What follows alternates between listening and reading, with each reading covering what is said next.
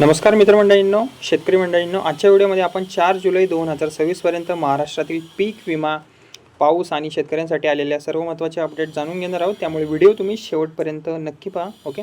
आता जी पहिली अपडेट आहे ती म्हणजे की राज्यातील फळ पीक उत्पादक शेतकऱ्यांसाठी मोठा दिलासा देणारा निर्णय सध्या घेण्यात आलेला आहे. खरीप 2026 फळ पीक विमा योजनेसाठी अर्ज करण्याची अंतिम तारीख जी आहे ती आता 14 जुलै 2026 पर्यंत वाढवण्यात आलेली आहे.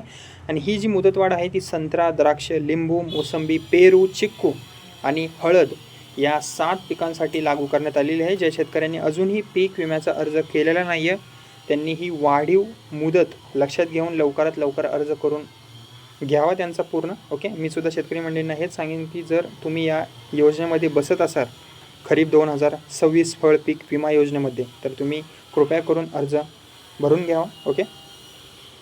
आता जी दुसरी अपडेट आहे त्याबद्दल सांगायचं झालं तर आता सध्या राज्यात मान्सून पुन्हा सक्रिय झालेला आहे. 4 जुलैपासून कोकण, मध्य महाराष्ट्र आणि मराठवाडा या भागांमध्ये अनेक ठिकाणी जोरदार ते अतिजोरदार पावसाची नोंद सध्या होत आहे. मुंबई, ठाणे, पालघर आणि रायगड या जिल्ह्यांसाठी हवामान विभागाने रेड अलर्टसुद्धा जारी केलेला आहे. तर महाबळेश्वर, सातारा परिसरात देखील मुसळधार पाऊस सुरू असून काही भागात अतिवृष्टीची परिस्थिती निर्माणसुद्धा झालेली आहे. ओके.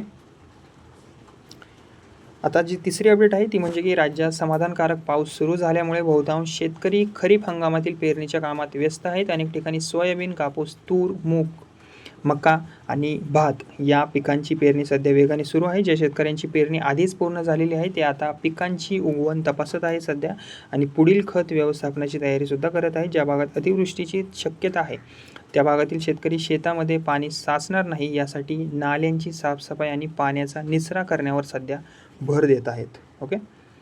तसेच आता जी चौथी अपडेट आहे त्याबद्दल सांगायचं झालं तर जर तुमच्या भागात शेतकरी मंडळींनो अतिवृष्टी, पूर किंवा इतर नैसर्गिक आपत्तीमुळे पिकांचे नुकसान झाले तर नुकसान झाल्याची जी माहिती आहे ती संबंधित विमा कंपनी आणि कृषी विभागाला नियमानुसार वेळेत देणे अत्यंत आवश्यक आहे. नुकसान झालेल्या पिकांचे फोटो, व्हिडिओ आणि इतर आवश्यक पुरावे तुम्ही जतन करून ठेवा. ओके.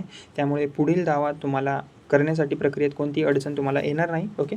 आता एक शेवटची माहिती ती म्हणजे की राज्यात सध्या अनेक भागात चांगला पाऊस सुरू असला तर काही ठिकाणी अजूनही अतिवृष्टीची शक्यता कायम आहे. त्यामुळे शेतकऱ्यांनी हवामानाचा अंदाज लक्षात घेऊनच शेतीची कामे करावीत आणि अधिकृत सरकारी सूचनांवर लक्ष ठेवावे. मी सुद्धा तुम्हाला तीच ॲडवाईस देईल. ओके.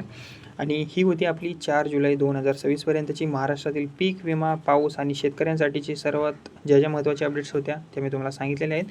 व्हिडिओ जर तुम्हाला आवडला असेल तर व्हिडिओला लाईक करा, इतर शेतकरी बांधवांपर्यंत ही माहिती नक्की शेअर करा आणि अशाच रोजच्या सरकारी योजना, पीक विमा आणि शेतीविषयक ताज्या अपडेटसाठी आपल्या बडी नावाच्या चॅनलला सबस्क्राईब करायला विसरू नका. धन्यवाद.